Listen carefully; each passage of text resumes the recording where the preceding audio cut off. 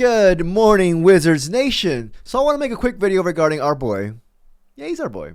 CJ McCollum. You know what I mean? Yeah, anybody who's wearing a Wizards jersey is my boy. So, long story short, obviously we got him in a trade. Jordan Poole trade, primarily for cap space. You know, we all know McCollum's not going to be here that long. He's probably going to be here for the trade deadline and then shipped to a contender or anybody who wants him. So, McCollum's on the last year of his contract. You know, he's a great veteran, though. He's a great veteran for a rebuilding team like we are. I'm repeating points that we all know. But anyways, in this video, I want to go through some, trade options that we might have with CJ McCollum. So I scoured the internet, as I do, and I came up with some trade ideas and that we should go over, and chop it up. It's going to be a quick video, dude. But yeah, if you enjoyed this video, please like and subscribe. I would truly, truly appreciate it. So first things first, let's assess CJ McCollum himself before we dive into trades. So McCollum last year with the Pelicans, man averaged 21 points, 3.8 rebounds, 4.1 assists. This was in 56 games played, as this man averaged his shooting splits, it was a healthy shooting splits. 44% from the field, 37% from the three on 8 attempts a game.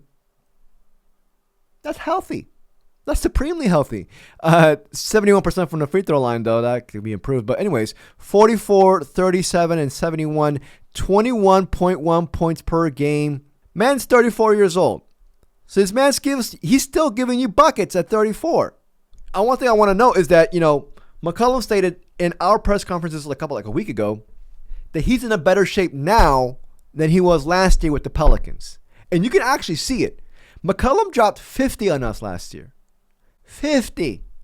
Before I get to the trade options, here's his current contract status. Like I said, last year of his deal, $30 million.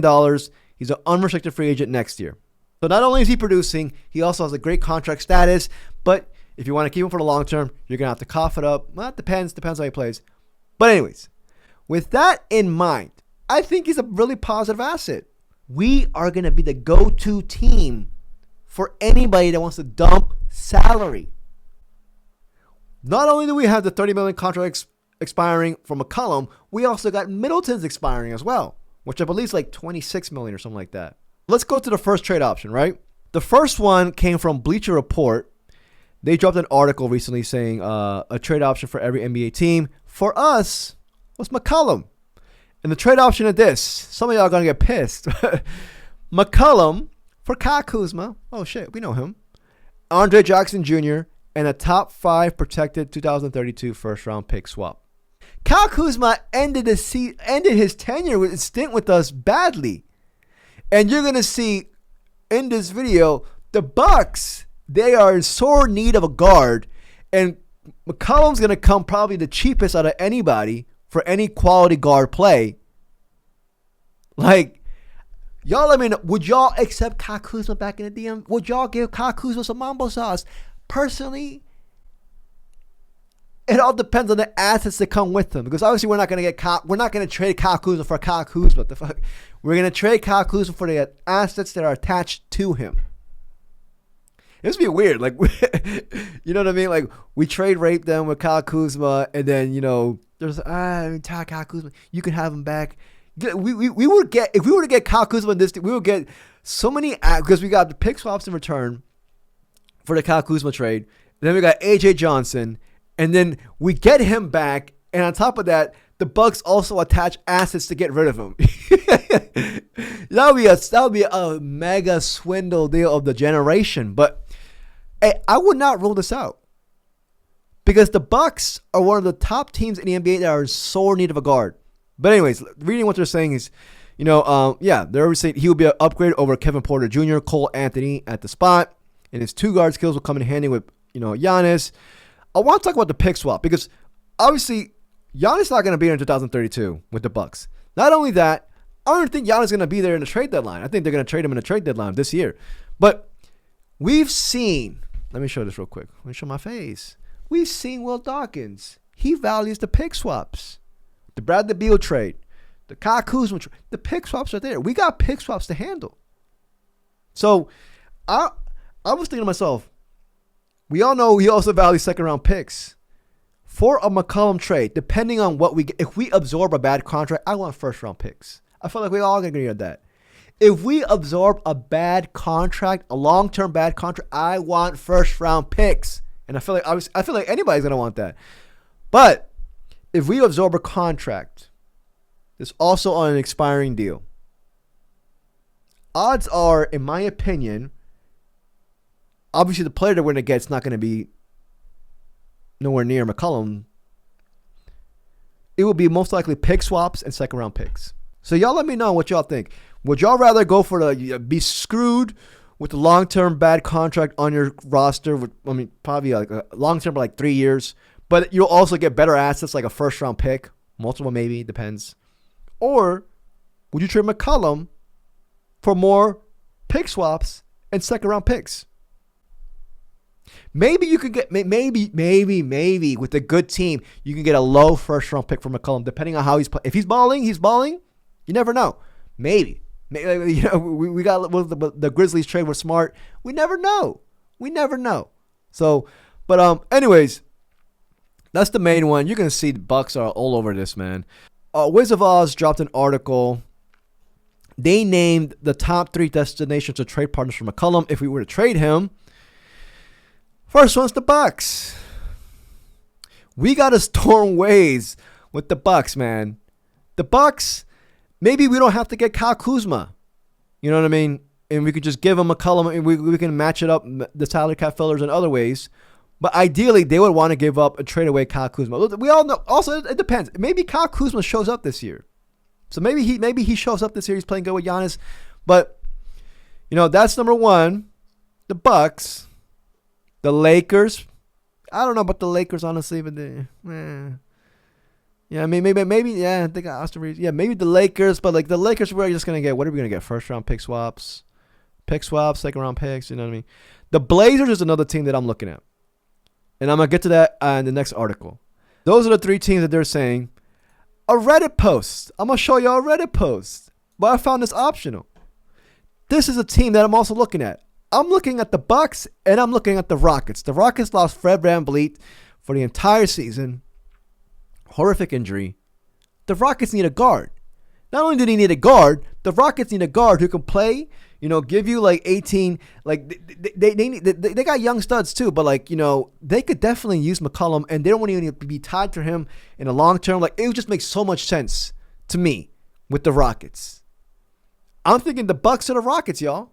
And, this Reddit post says, how about we send McCollum, the Rockets send Fred VanVleet, Tari Eason, and one of the 2027 first-round picks. Getting the Phoenix unprotected first-round picks seems to be unrealistic, but, one of their first-round picks, ideally would be like a mid to late first-round picks.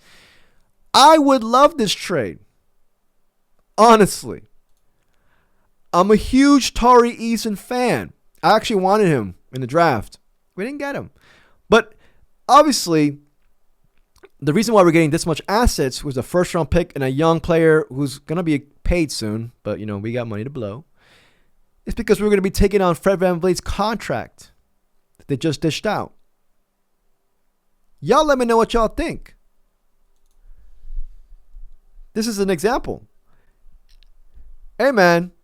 If we can get Eason and a first-round pick in 2027, Eason with George on the 4, on the 4 man, you know what I mean? Like, hey, and Eason obviously he fits the timeline because he's young.